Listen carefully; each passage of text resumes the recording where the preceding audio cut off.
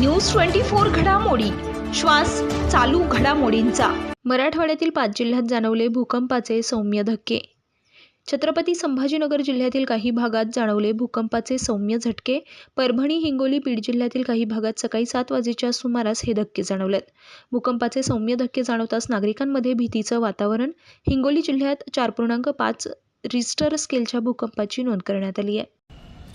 आज 10 जुलै 2024 आज सकाळी भारतीय वेळेप्रमाणे सकाळी 7:14 मराठवाड्यातील हिंगोली जिल्ह्यामध्ये वसमत तालुक्यामध्ये जो रामेश्वर तांडा आहे या परिसरामध्ये भूकंपाचे धक्के बसल्याची नोंद मिळते।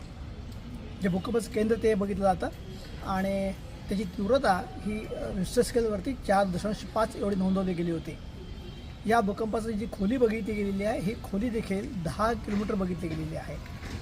गेल्या काही वर्षांचा आपण अनुभव बघितला असेल तर आपण हिंगोली जिल्ह्यामध्ये कळमुरी, आखाडापूर, वसमत या परिसरामध्ये भूकंपाची मालिका दिसते। औंढा तालुक्यात देखील दिसते आहे।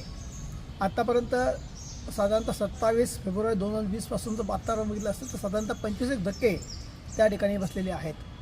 यातील कमीत कमी धक्का जो आहे हा 1.5 रिश्टर स्केलचा, तर आजचा आणि 21 मार्च रोजी बसलेला धक्का जो आहे हा 4.5 रिश्टर स्केलचा बघितला गेलेला आहे।